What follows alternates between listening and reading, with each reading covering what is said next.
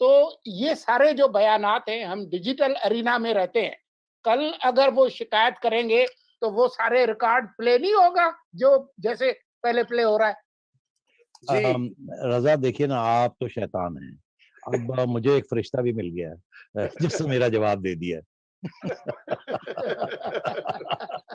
नहीं, लेकिन देखिए देखिए जो मैं कहता हूँ फेयरनेस का तकाज़ा ये है कि खान साहब ज़ाहिर-सी बात है एक अंडरस्टैंडिंग के साथ आए थे, एज़ ए पावर शेयरिंग की अंडरस्टैंडिंग थी वो हुई है। लेकिन बात यही है कि जो रज़ा जी। रज़ा तू चुप कर, मैनू सवाल पूछण दे। अच्छा चलो पूछिए। मैं बड़ा खुश हूँ, आपस में लगे रहे आप लोग। अच्छा एक एक क्वेश्चन खावर भट्टी साहब ये कह रहे हैं, ये बार इन्होंने पहले भी पूछा था एनएस, वो कह रहे हुँ। हैं कि ji I am a fan of your honesty and wisdom, who put this story on Imran Khan mouth about 35 punctures. इन ओ 35 पंक्चर दी गल कर दे। जी। और ये इसकी बड़ी दिलचस्प कहानी है कि जो उस वक़्त कहा गया कि आगा मुर्तज़ा पोया साहब, जो कि मुस्लिम अखबार के एक ज़माने में मालिक भी थे, मदीर भी थे, अब पता नहीं अब उनके पास है या नहीं है, ये पेपर ही शायद ख़त्म हो गया है।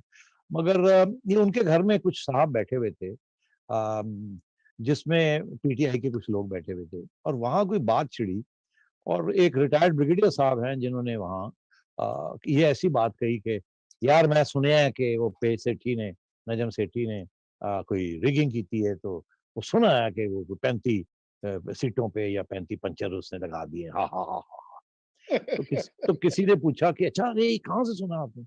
तो उधर से फिर बहस छिड़ गई कि जी वो अच्छा वो किसी ने कहा जी वो आपको नहीं पता? मैंने सुना है। वो एक साहब हैं लंदन में होते हैं, वो भी आए हुए थे वहाँ। उस मैंने पूरी इसके ऊपर पहले भी बड़ी डिटेल में बात की है अपने एक प्रोग्राम में जियो के साथ। तो उन्होंने आगे से ये कहा कि मैं तो बड़ा मॉनिटर करता हूँ नेटो की सारी कन्वर्सेशंस और ये वो। मैं बड़ा प्लग्ड इन हूँ। और मैंने खुद ये सुना है, ये नेटो वाले आपस में ये बात कर रहे थे कि सेठी ने ये कहा और उसने ये कहा और मैं ये कह सकता हूँ ये वो। उसने और वो बाय द वे उसकी जो ईमेल थी, जो कि उसने भेजी हुई थी इन ब्रिगेडियर साहब को या किसी को, वो भी मेरे पास मिल गई मुझे, वो भी मैंने दिखाई थी। तो मैंने ये तो वहाँ ये बात छिड़ी।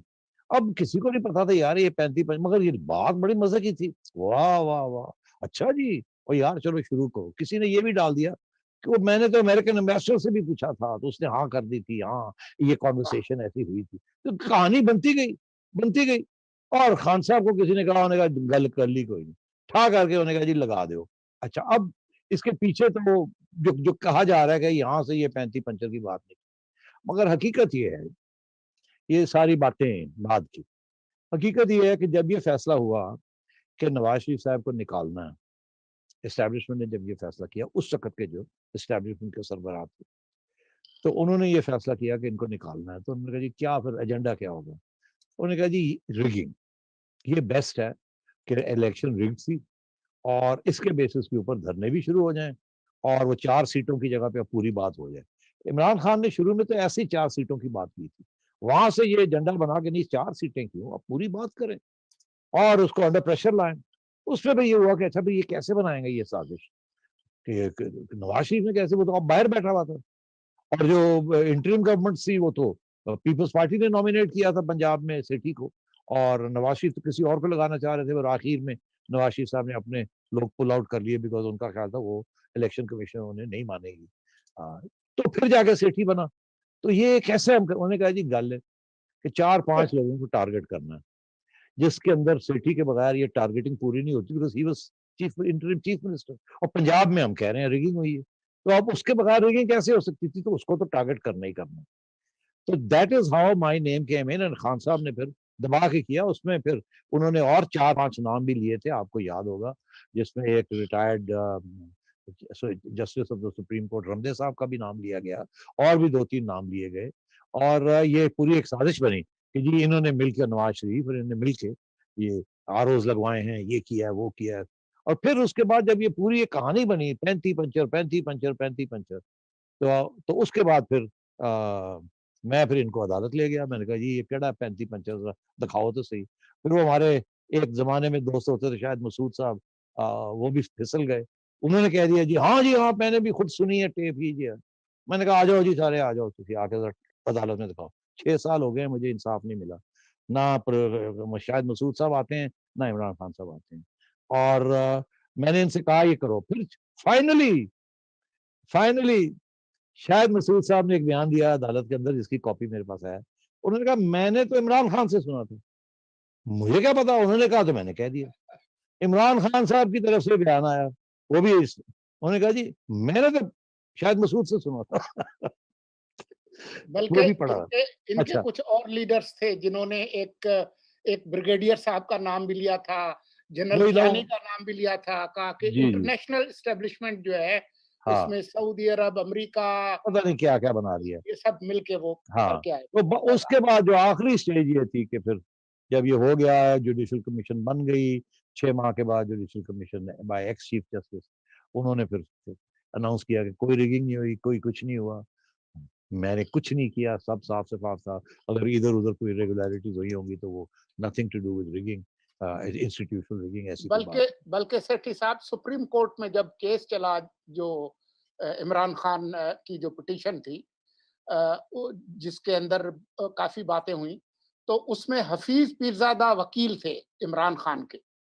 और मुझे याद है कि इमरान खान भी कोर्ट रूम नंबर 1 में बैठे हुए थे, हफीज पीरजादा, आप थे, मैं भी उस सेशन में था। तो कुछ लोगों ने कहा हफीज पीरजादा से कि जी ये उठाएं 35 पंक्चर का, वहां पर पावर पॉइंट प्रेजेंटेशंस भी हो रही थी। तो हफीज पीरजादा ने मना कर दिया कि जो चीज हम साबित नहीं कर सकते, तो उसका जिक्र ही नहीं आया 35 पंक्चर का। एंटी-पंचर का ज़िक्र ही नहीं आया, बिल्कुल सही कह रहे हैं। मगर वो सुप्रीम कोर्ट, वो एक्चुअली जुडिशियल कमीशन के सामने था, सुप्रीम कोर्ट नहीं था। वहाँ आप भी थे और लोग भी थे, वहाँ मैं भी था। और नून लीग की भी टीम थी और बाकी लोग भी थे। और खान साहब आए हफीज़ पीरज़ादा साहब के साथ, जी। आखिरी स्टेज पे। और जब आए तो रोस्ट्रम पे आए तो वहाँ हफीज़ ने मेरे साथ सलाम दुआ ली। और तो मैं हफीज़ के बिल्कुल पीछे इमरान साहब खान साहब थे।